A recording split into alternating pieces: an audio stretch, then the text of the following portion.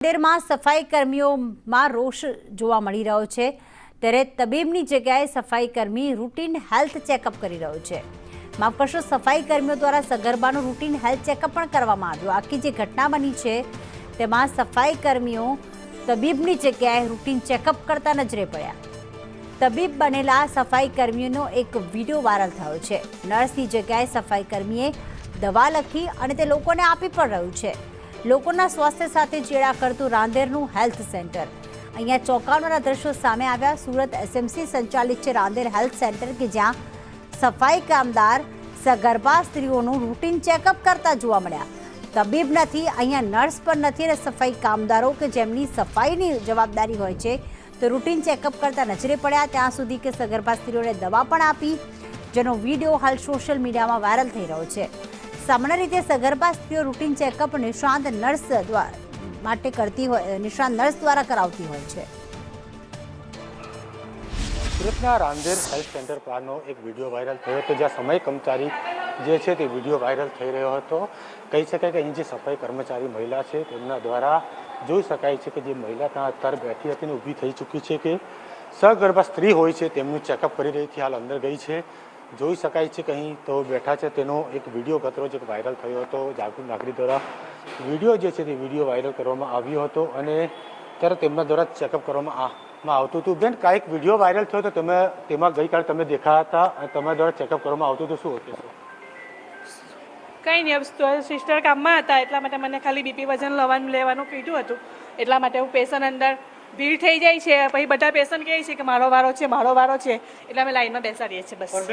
આપ એક સફાઈ કર્મચારી છો, આપને મેડિકલનું જ્ઞાન નથી, તેમ છતાં તમને બેસાડ કે બેસાડવામાં નથી, થોડુંક તો મેડિકલ લાઈનમાં છે એટલે અમને ખાલી બીપી વજનનું તો ખાલી અમે વજન કરીએ છીએ, બીપી લખીએ છીએ, બસ એટલું જ કરીએ છીએ ને અમે અમારું રૂટીનનું કામ કરીએ છીએ। અવળું લખાઈ જાય તો ના, અમારા મેડમ અમને કહી છે કે તમારો એ છે, પણ અમે નથી એ કર્યું।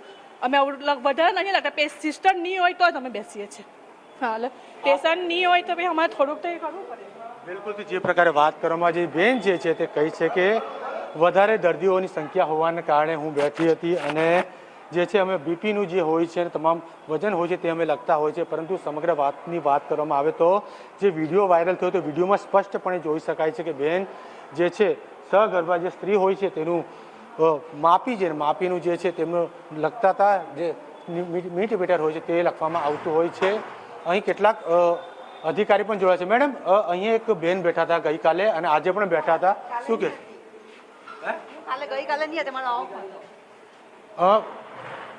બેન કોઈ અધિકારી છે અહીંયા ઉપસ્થિત કે જ્યારે અહીંના હેલ્થ સેન્ટરના અધિકારીઓ કહી રહ્યા છે અહીંયા એક પણ અધિકારી ઉપલબ્ધ નથી એવું તેમના દ્વારા જણાવવામાં આવી રહ્યું છે।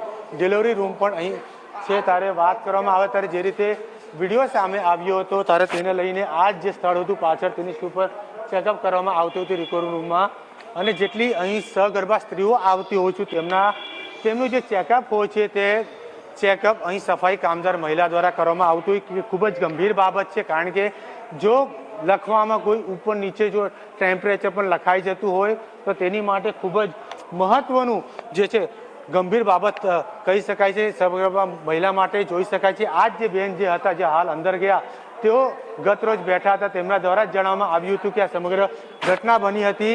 હાલ એક પણ અધિકારી પણ મેડિકલ ઓફિસર અહીં ઉપસ્થિત નથી એવું અહીંના તબીબો જે છે સારવારના નર્સો દ્વારા જણાવવામાં આવ્યું છે। ઓપરેશન થિયેટર છે પરંતુ ત્યાં આપણે જઈશું નહીં કારણ કે નિયમ વિરુદ્ધ છે, પરંતુ જે પ્રમાણે વાત કરવામાં આ જ એક સ્થળ છે, આ સ્થળ ઉપર જ બેન બેઠા હતા અને તેમના દ્વારા સગર્ભા સ્ત્રીનું ચેકઅપ કરવામાં આવી રહ્યું હતું। જોઈ શકાય છે કે જે પ્રકારે સમગ્ર વિડીયો વાયરલ થયો હતો વિડીયોમાં કોઈ પણ ડિગ્રી વગરની મહિલા જે સફાઈ કામદાર બેન છે તેમના દ્વારા કામગીરી કરવામાં આવતી હતી, પરંતુ જો ઉપર નીચે થઈ જાય, જો એ ફાઇલ જોઈને જે આગળના ડૉક્ટર હોય છે તે દવાઓ લખતી હોય છે, પરંતુ દવા પણ ખોટી રીતે અપાઈ જાય તો સગર્ભા મહિલાનો જીવ પણ જોખમમાં મુકાઈ શકે તેવી શક્યતાઓ રહે છે। પરંતુ આ સંપૂર્ણ ગંભીર બાબત છે, કારણ કે અહીંના અધિકારીઓ દ્વારા સંપૂર્ણ કામગીરી કરવામાં આવી હોય તેવું તેમના દ્વારા કહેવામાં આવ્યું છે આ બેન દ્વારા। કેમેરામેન અજીત પટેલ સાથે જયેન્દ્ર પાંડે, સંદેશ ટુ સુરત। સુરતના રાંદેરના હેલ્થ સેન્ટરમાં જે ચોંકાવનારા દ્રશ્યો સામે આવ્યા છે કે જેમાં એક સફાઈ કર્મચારી સગર્ભા મહિલાઓનું રૂટીન ચેકઅપ કરતા હતા। બીપી માપતા હતા, બ્લડ પ્રેશર માપતા હતા. તેમણે એ સ્વીકાર પણ કર્યો છે કે હા, જ્યારે પેશન્ટ્સ વધારે હોય છે, અહીંયા લાઈનો લાગી જતી હોય ત્યારે નર્સ કે તબીબ મને કહેતા હોય છે કે તમે ચેક કરીને અંદર મોકલો. મારું નામ શેખ મોહમ્મદ સોહેલ છે, રાંદેરનો રહેવાસી છું. ગત રોજ અમે રાંદેર હેલ્થ સેન્ટરની અંદર સ્ટ્રેચરની જે ફરિયાદ કરી છે કે રાંદેર હેલ્થ સેન્ટરની અંદર સ્ટ્રેચર નથી, તે અંગે અમે ગયા હતા ચકાસવા કે સ્ટ્રેચર આવી ગયું નથી કે છે.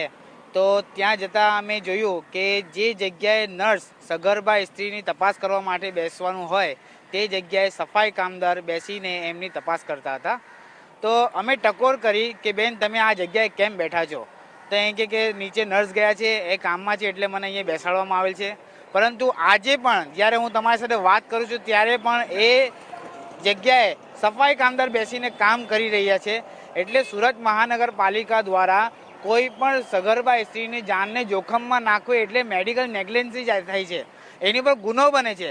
તો આવી કામગીરી જો સુરત મહાનગરપાલિકાના આરોગ્ય વિભાગ દ્વારા કરવામાં આવતી હોય તો લોકોના જીવ જોખમમાં છે એવું મારું માનવું છે. તમે આરોગ્ય હેલ્થ સેન્ટર અધિકારી સાથે કોઈ વાતચીત કરી હતી? મેં નાયબ અધિકારીને ગઈકાલે ફોન કરીને વાત કરી હતી, એ રજા પર હતા. આરએમઓએ મારી સાથે વાત નહીં કરી એમ કે મારે મળવું નથી, ડાયરેક્ટ એવી વાત કરી. નીચે ટંડેલ સાહેબ છે એમને મેં વાત કરી તો એમનું કહેવું એવું હતું કે આજે એમ કે બહુ ભીડ છે એટલે એમને બેસાડેલા છે. એટલે ભીડ હોય ને બેસાડવામાં આવે તો કોઈ પણ વ્યક્તિના જીવને જોખમમાં નાખવામાં આવે.